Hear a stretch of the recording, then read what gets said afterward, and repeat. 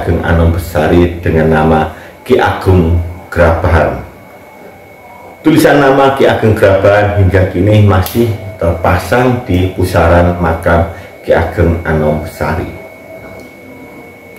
Sayangnya, belum ditemukan sumber yang menceritakan bagaimana perjalanan Ki Ageng Anom Besari mengenalkan Islam dalam masyarakat Caruban.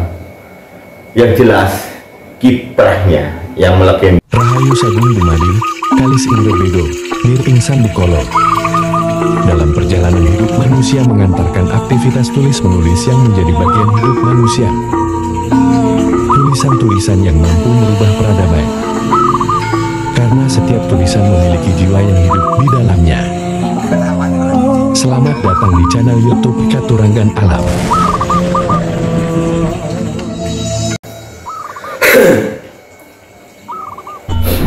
Assalamualaikum warahmatullahi wabarakatuh. Rahayu Sagung Dumadi, Kalis Indobedo, Nir Ingsan Bukolo. Alhamdulillah, saya masih diberi kesempatan kembali untuk berbagi ilmu pengetahuan spiritual budaya. Tidak lupa saya ucapkan puja dan puji syukur atas rahmat Allah Subhanahu wa Ta'ala, serta salam dan salawat saya sampaikan kepada Nabi junjungan saya, Nabi Muhammad SAW, yang telah mewariskan petunjuk yang terang sebagaimana yang dikehendaki oleh Allah Subhanahu wa Ta'ala. Bicara warisan sejarah, Madiun adalah daerah dengan warisan sejarah luar biasa. Kebesaran Madiun dibuktikan dengan keberadaan makam-makam kuno, para tokoh besar yang hidup di masa silam yang berhasil merubah peradaban. Salah satu tokoh besar ini adalah Ki Ageng Anom Besari. Di Madiun ada dua makam punjen. Pertama adalah makam punjen yang masuk wilayah kota Madiun. Orang-orang lebih sering menyebutnya makam punjen kota. Salah satu tokoh yang dimakamkan di tempat itu adalah Bupati pertama Madiun, Pangeran Timur. Berjarak sekitar 20 km ke arah timur dari makam punjen kota Madiun, terdapat makam punjen lain yang masuk wilayah Kabupaten Madiun. Orang-orang menyebut dengan makam punjen Caruban. Makam punjen yang kedua ini berada di wilayah Kecamatan Caruban, ibu kota dari Kabupaten Madiun. Salah satu tokoh besar yang dimakamkan di tempat ini adalah Ki Ageng Anom Besari. Nama tokoh satu ini memiliki tempat sendiri dan hingga saat ini begitu dicintai oleh masyarakat Madiun. Ki Ageng Anom Besari Caruban menyandang gelar Raden Neda Kusuma. Sejumlah sumber tutur menyebut ia keturunan ke-14 dari Raden Wijaya, pendiri kerajaan Majapahit. Ki Ageng Anom Besari mendedikasikan seluruh hidupnya untuk menyebarkan agama Islam. Catatan sejarah menyebutkan dalam penyebaran Islam, beliau menyamar sebagai seorang pedagang gerabah. Dengan begitu, Mbah Anom Besari leluasa berkeliling kampung. Ia bisa bersilaturahmi ke rumah-rumah warga tanpa khawatir diawasi Belanda. Belanda yang saat itu berada atau baru tiba di Nusantara tak mengira laki-laki yang menjajakan gerabah dari rumah ke rumah warga itu adalah ulama penyebar Islam. Karenanya banyak yang menyebut Ki Ageng Anom Besari dengan nama Ki Agung Grabahan. Tulisan nama Ki Ageng Grabahan hingga kini masih terpasang di pusaran makam Ki Ageng Anom Besari. Sayangnya, belum ditemukan sumber yang menceritakan bagaimana perjalanan Ki Ageng Anom Besari mengenalkan Islam dalam masyarakat Caruban. Yang jelas, kiprahnya yang melegenda membuat namanya benar-benar harum, terus dikenang, dan makamnya tidak pernah sepi dari perziarah.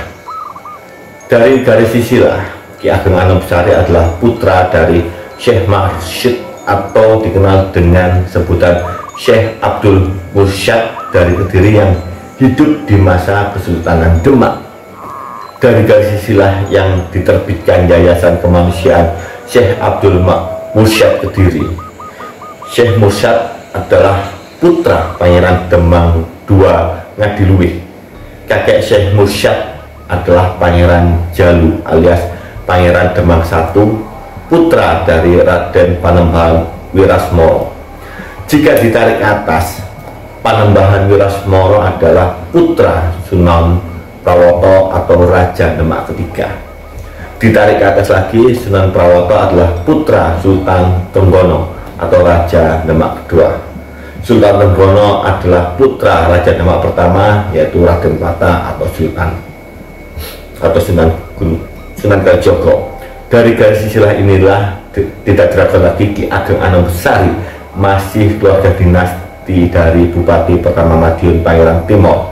Dari garis silsilah Kesultanan Demak, Pangeran Timor adalah saudara Sultan Trenggono dan Ratu Kalinyamat. Ketiga tokoh besar ini juga masih saudara dari Ratu Mas Cempoko, ibu dari Joko Tingkir. Joko Tingkir di kemudian hari menjadi Raja Sultan Pajang dengan gelar Sultan Hadiwijaya. Ki Ageng Anom Besari menikah dengan Nyai Anom Caruban. Dari pernikahan ini lahir 3 orang putra, masing-masing Abdul Rahmat atau Kiai Ketip Anom, Kiai Muhammad Besari, dan Kiai Nur Sodik. Kiai Abdul Rahmat setelah meninggal dunia di makam di Kalangpret, Sri Gading, Kabupaten Tulungagung. Abdul Rahmat berputra Kiai Basaruddin yang kemudian melahirkan keturunan Kiai Ambia di Sri Gading, Kabupaten Tulungagung. Dari Kiai Ambia melahirkan keturunan Kiai Ali Maklum, pendiri pesantren Banjar Melati. Sisa peninggalannya adalah Masjid Al-Alawi Banjar Melati. Masjid ini dikenal sebagai punjer atau sumber pesantren-pesantren di Kediri. Dari Kiai Ali Maklum ini kemudian lahir para pendiri pesantren besar di Kediri, baik dari putra sendiri maupun menantu. Putra putri dari putrinya Nyai Rubiah menikah dengan Kiai Abror, melahirkan Kiai Soleh Banjar Melati. Putra Ki Ageng Anom Besari Caruban lainnya adalah Kiai Muhammad Hasan Besari Ponorogo. Aslinya Mbah Hasan Besari Ponorogo merupakan cucu Mbah Mursyad Kediri. Kiai Hasan Besari Ponorogo memiliki putra Kiai Zainal Abidin yang kemudian menjadi Raja Selangor Malaysia. Ki Ageng Anom Besari wafat pada tahun dan dimakamkan di Pesarian Kuncen, Caruban. Makamnya berada di lahan seluas 2,5 hektar. Makamnya berukuran sekitar 11 kali 11 meter. Di sekitar makam banyak terdapat pundung atau gundukan tanah. Tanah yang mengunduk tersebut ditengarai terkait dengan sebutan Ki Ageng Gerabahan. Tanah tersebut juga ditengarai sebagai bahan gerabah. Di nisannya terdapat tulisan beliau wafat pada tahun 1658 Masehi. Di dalam komplek area makam tersebut juga terdapat makam-makam pejabat tinggi Kesultanan Mataram, di antaranya Pangeran Mangkudipuro atau Adipati Madiun ke-13 serta para bupati Caruban dan kerabatnya antara lain Raden Cokro Kusumo I, Raden Cokro Kusumo II, Raden Tumenggung Notosari, Raden Tumenggung Wingyo Subroto, dan Raden Tumenggung Jeyeng Rono.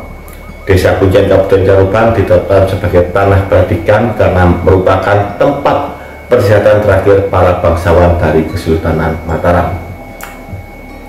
Cukup sekian dari saya. Jika adanya kekeliruan atau kesalahan, itu dikarenakan keterbatasan ilmu pengetahuan saya.